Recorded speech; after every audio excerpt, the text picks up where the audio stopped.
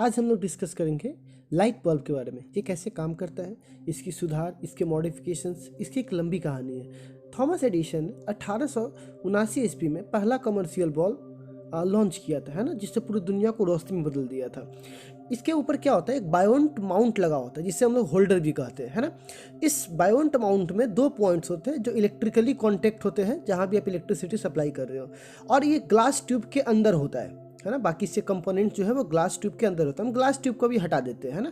तो जैसे ही अभी हम ग्लास ट्यूब को हटाएंगे तो इसके अंदर के कंपोनेंट्स को जानेंगे। सबसे पहले एक चीज़ होती है फिलामेंट। इसका एक बहुत लंबा इतिहास रहा है। पहले कार्बन इस्तेमाल होता था, पर आज हम लोग टंगस्टन का इस्तेमाल करते हैं, जिसका जो मेल्टिंग पॉइंट होता है वो बहुत ज़्यादा होता है। लगभग 3695 डिग्री तक के आसपास टेम्परेचर को ये सह सकता है, ठीक है। इसके जो इलेक्ट्रिकली रेसिस्टेंस होते हैं वो काफ़ी ज़्यादा बहुत ज़्यादा होती है इसकी रेसिस्टेंस, है ना। तो कॉन्टेक्ट वायर जो एक शीशा यानी एक लेड से जुड़ा हुआ है, देखिए इसमें लेड से जुड़ा हुआ है ना। अब ये दो जो वायर है वो फिलामेंट से जुड़े हुए, देखिए यहाँ पे जो 2 वायर है वो फिलामेंट से जुड़े हुए है ना। ये 2 वायर है ना, किससे जुड़े हुए, फिलामेंट से जुड़े हुए, जिससे हम लोग मोलाबेनम कहते हैं। क्या कहते हैं वो, मोलाबेनम। इसके अंदर एक इंटरेस्टिंग चीज़ आपको देखने को मिलेगी, शीशे के अंदर जो वायर कनेक्टेड होता है वो सेम मटेरियल का नहीं होता है, बल्कि वो क्या होता है, डूमेंट वायर होता है। ऐसा क्यों होता है, देखिए बुआ, वायर जब गर्म होता है ग्लास के अंदर तो वो एक्सपेंड करता है, फैलता है, तो फैलने के कारण ग्लास टूट जाएगा। इसीलिए क्या किया जाता है कि थर्मल कॉफिशिएंट उस वायर का उतना ही रखा जाता है जितना कि शीशा का हो, है ना। इसी के लिए हम ग्लास के अंदर वो वाला मटेरियल इस्तेमाल नहीं करते जो बाहर कर रहे हैं, बल्कि एक अलग तरह का मटेरियल इस्तेमाल करते हैं जिसकी थर्मल कैपेसिटी इसी शीशा के बराबर हो। अब देखो इसके जो पॉइंट है, इसके जो 2 पॉइंट है, इस 2 पॉइंट को हम लोग क्या करते हैं, ऊपर देखिए 2 पॉइंट्स आपको दिखाई देंगे।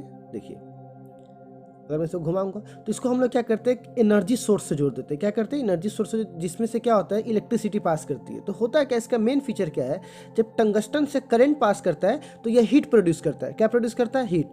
अगर आपको ज़्यादा लाइट चाहिए तो ज़्यादा हीट देना पड़ेगा, ज़्यादा हीट चाहिए तो ज़्यादा रेसिस्टेंस यानी प्रतिरोध देना पड़ेगा, ज़्यादा प्रतिरोध चाहिए तो ज़्यादा लंबा तार देना पड़ेगा। क्योंकि देखिए ओम के नियम से कहता है कि जितना ज़्यादा लंबाई होगा प्रतिरोध भी उतना ज़्यादा होगा।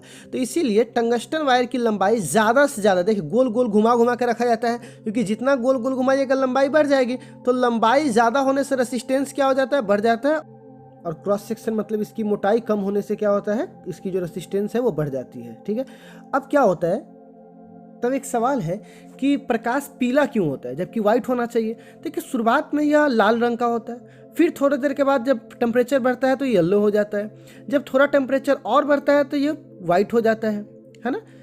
थोड़ा टेम्परेचर बढ़ने पर ये क्या हो जाता है, वाइट हो जाता है। फिर थोड़ा और टेम्परेचर बढ़ेगा तो ये ब्लू हो जाएगा, और अगर इसकी टेम्परेचर और ज़्यादा बढ़ा दिए तो ये अल्ट्रा वायलेट रे हो जाएगा। जिस रे का अल्ट्रा वायलेट रे होता है उसी रे का ये हो जाएगा, ठीक है ना।